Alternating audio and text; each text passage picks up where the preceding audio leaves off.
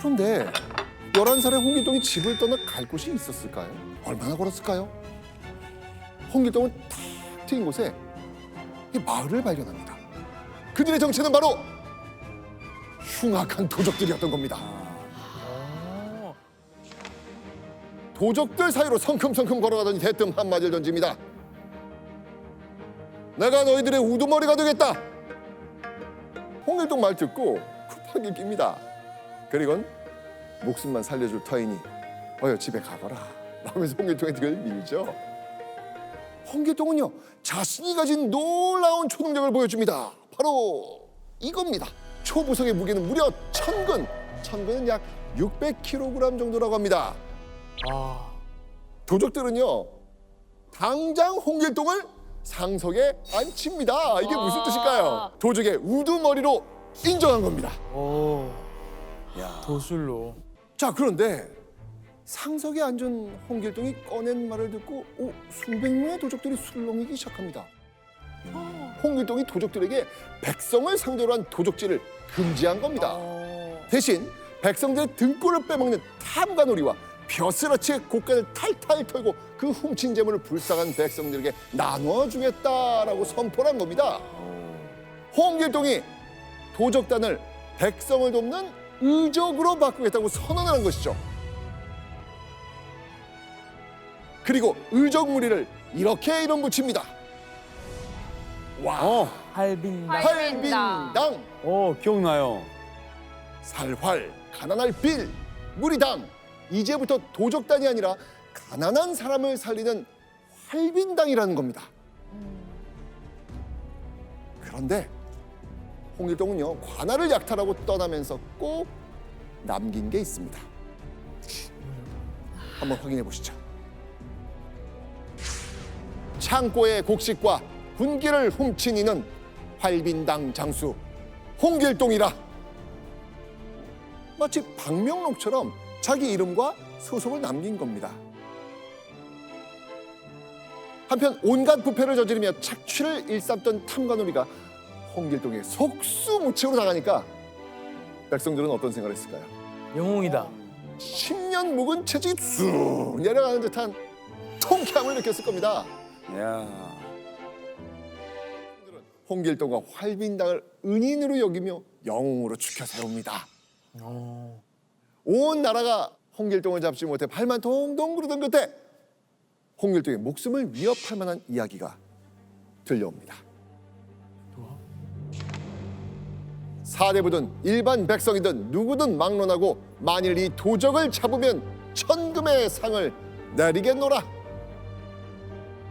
와, 걸린 거 아니에요 이제 그 돈이.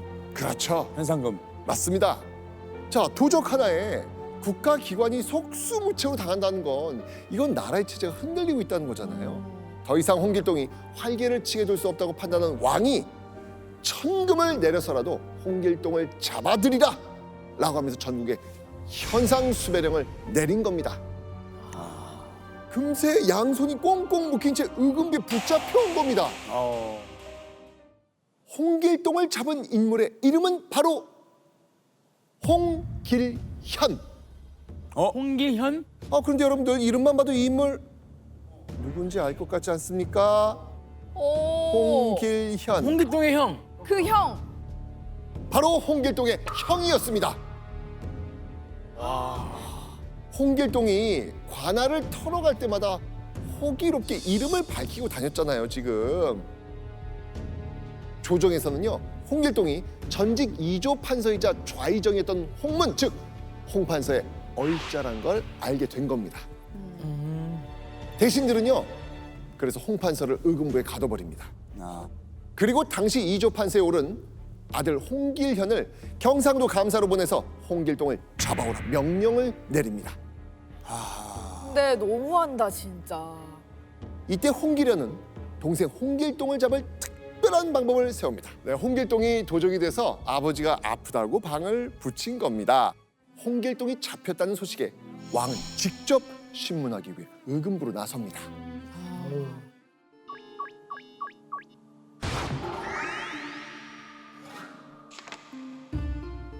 의금부에 8명의 홍길동이 잡혀온 겁니다.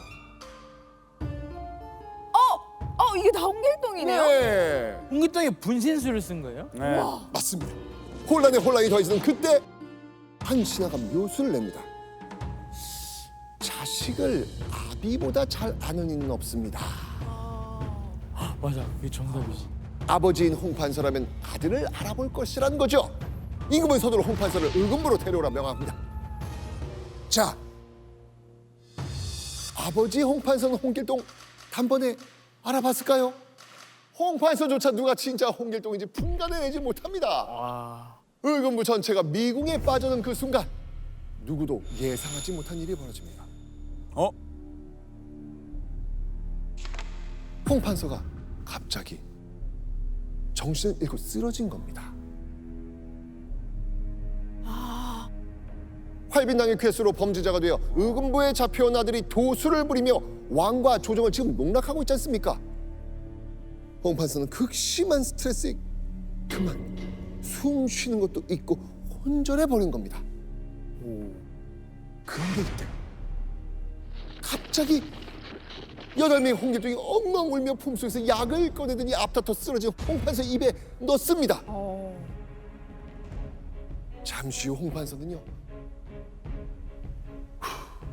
기적적으로 숨을 몰아쉬며 살아납니다.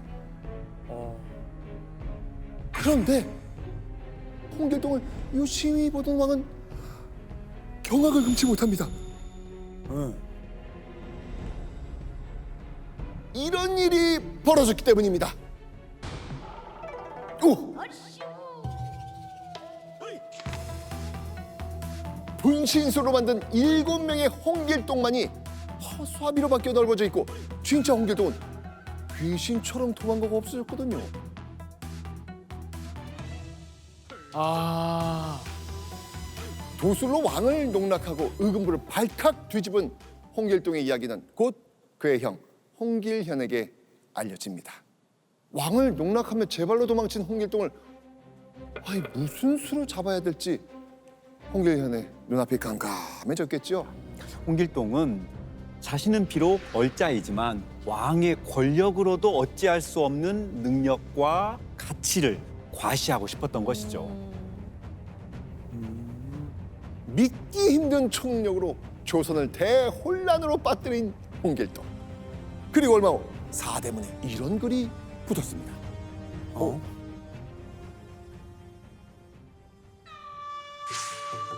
소신에게 병조 판서의 직을 내려주시면 신이 스스로 잡히겠사옵니다. 공조 반서. 약간 국방부. 국방부 장관. 그렇죠. 아.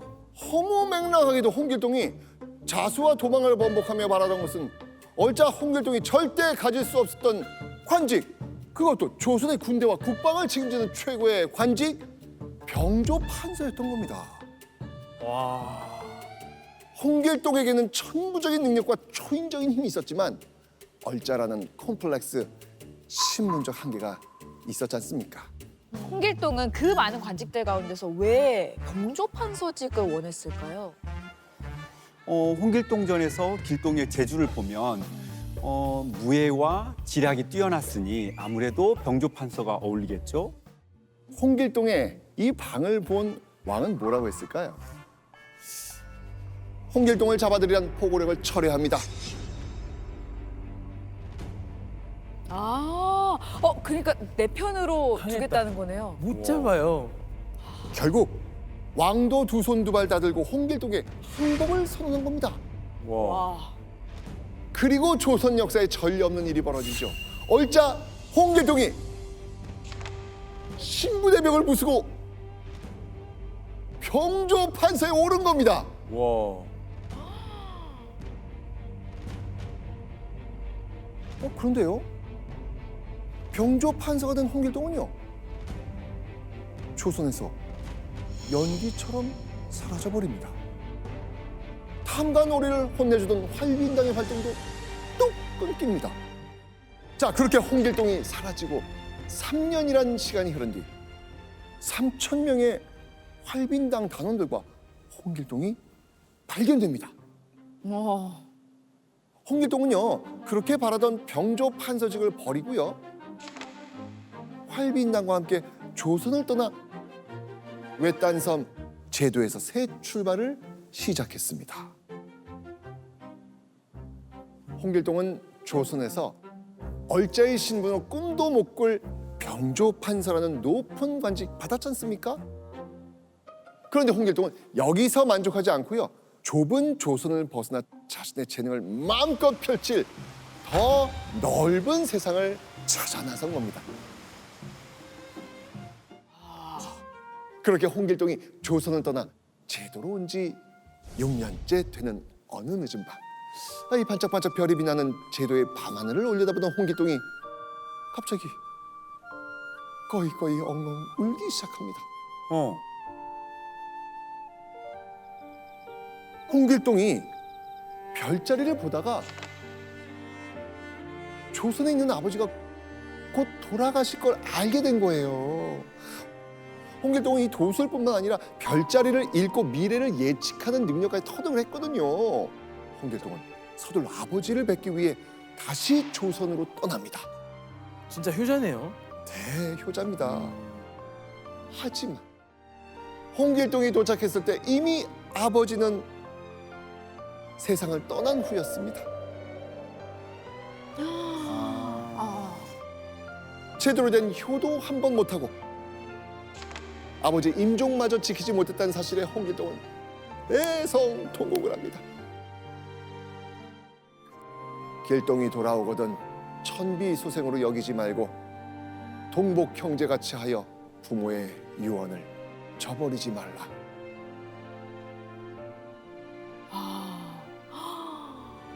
홍길동은 홍씨 가문의 둘째 아들로 인정받게 됩니다.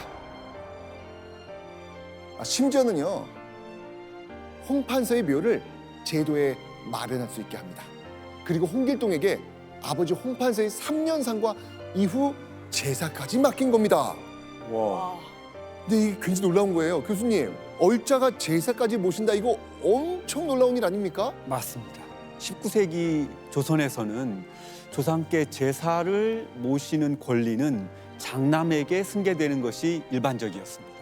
그런데 홍길동이 아버지 홍판서의 제사를 모시게 되었다는 것은 길동이 집안에서 아들임을 인정받은 것을 넘어서서 적장자의 버금가는 지위를 인정받았다는 것을 의미합니다. 대단한 일이죠. 그렇게 홍길동은요 제도에서 무사히 아버지의 3년상을 마무리합니다. 그리고 다시 일상으로 복귀하죠. 이 평화로운 제도에 칼이 부딪히는 날카로운 소리가 연이어 들리더니 군사들의 우렁찬 고함이 제도를 뒤흔듭니다. 병법을 가르치며 군사훈련에 돌입한 겁니다. 자, 그렇다면 홍길동이 정벌하겠다는 나라 어딜까요? 바로 이곳입니다.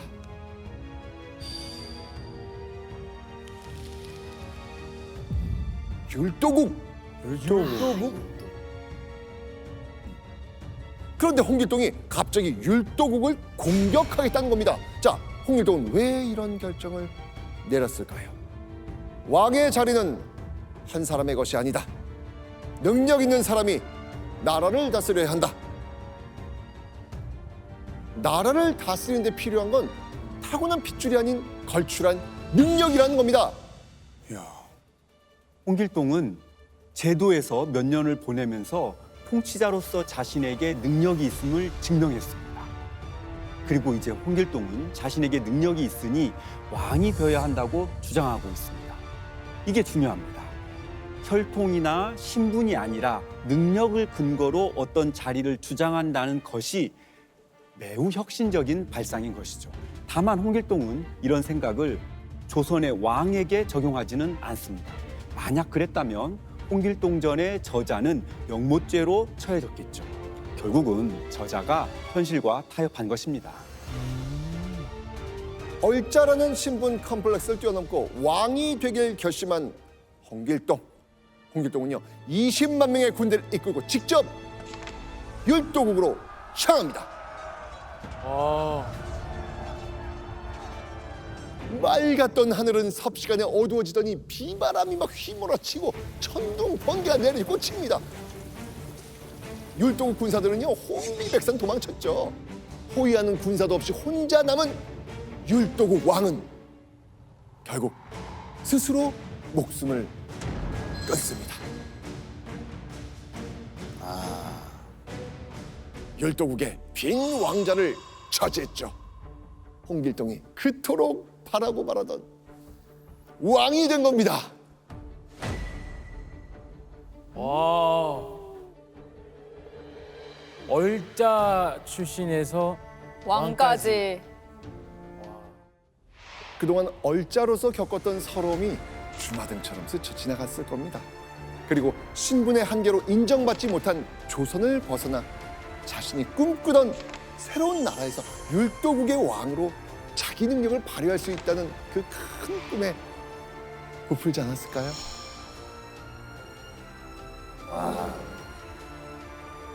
실제로 왕이 된 홍길동은요 얼자 성공 신화를 써내려 갑니다. 나라의 창고를 활짝 열어 가난한 율도국 백성들에게 음식을 나눠줍니다. 백성들은 새로운 율도국의 왕 홍길동을 두 팔 벌려 환영했지요.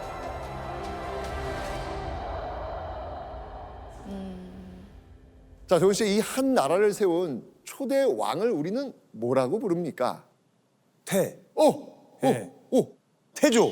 맞습니다. 태조. 태조. 홍길동은 자신의 아버지를 율도국 태조 대왕으로, 맞아. 어머니를 율도국 왕대비로 봉합니다. 와. 아버지 어머니를. 안 계신데도 네, 그렇죠. 진짜 효심. 효자다. 효심. 그렇죠. 자, 이렇게 홍길동전의 이야기는 끝이 납니다. 오. 와. 하하. 약간 한편. 그 영화 끝날 때 그 이렇게 다치잖아요. 맞아, 뭐 맞아. 신데렐라나 그런 거 이렇게 끝날 때. 네. 신분 차별을 당하던 얼자가 도수를 부리며 조선 조정 혼쭐 낸 지 결국 왕이 되는 파격적인 이야기 홍길동전. 자, 그렇다면 이 소설 속 허구의 인물 홍길동이 아닌 실존했던 도적 홍길동은 어떤 인물인지 궁금하지 않으십니까? 확인해 보겠습니다. 실존? 충청도는 홍길동이 도둑질한 뒤로 유망이 또한 회복되지 못하여 양전을 오래도록 하지 않았으므로 세를 거두기가 실로 어렵습니다. 자, 실제 조선왕조실록에 남은 홍길동의 기록입니다. 도적 홍길동을 피해 도망간 백성들이 집으로 돌아오지 않으니까 충청도에서는 백성들에게 세금을 거둘 수가 없다는 겁니다. 그러니까 여러분들 홍길동 어떤 사람 같아요? 지금 이 글에선 백성들 괴롭히는 사람. 맞습니다. 놀라운 건 이 기록이요 홍길동이 잡히고 13년이 흐른 뒤 쓰여졌다는 겁니다.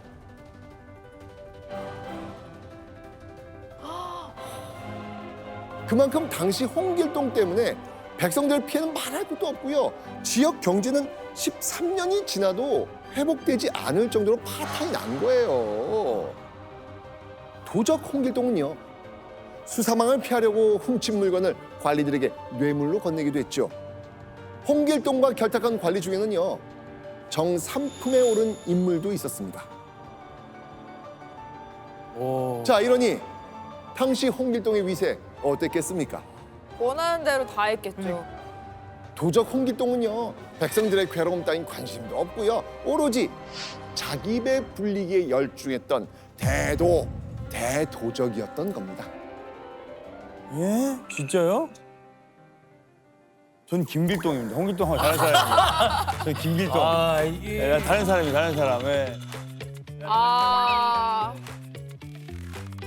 그렇다면 허균은 왜 도적 홍길동의 이름을 빌려서 홍길동전을 썼을까요? 자, 허균이 그 이유를 남긴 기록은 아쉽게도 남아있진 않습니다. 하지만 우리는 허균의 삶을 통해 그 이유를 추측해 볼 수는 있습니다. 허균은요, 당대 이름난 사대부집 아들로 태어났지만 여느 사대부집과 달리 서울 출신인 이달, 이란 인물에게서 학문을 배웠습니다. 어. 그 영향인지 이 허균은요, 서울 출신의 인물들과 아주 허물없이 친하게 지냈다고 합니다. 그래서 사람들은 허균이 홍길동전을 쓴 이유를 이렇게 추측을 합니다. 허균이 출중한 능력을 지녔음에도 출세길이 막힌 서울들을 보고 조선의 불합리한 신분 제도를 고발하려 한 게 아닐까? 그리고 이를 위해 도적 홍길동의 이름을 빌려 영웅담을 만든 건 아닐까? 이렇게 말이죠.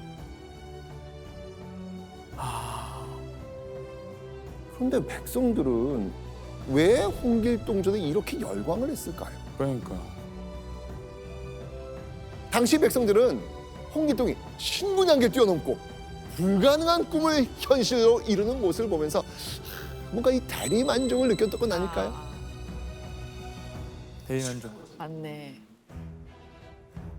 소설 속 홍길동은요, 조선시대에 당연하다고 여겨지던 신분의 벽을 부수고 자신이 원하는 것을 쟁취해낸 영웅의 모습을 보여줬습니다. 세상이 만든 벽을 나의 한계로 생각하고 도전을 주저하고 있지는 않은지 오늘의 이야기를 통해 한 번쯤 생각해 보시는 계기가 되셨으면 합니다.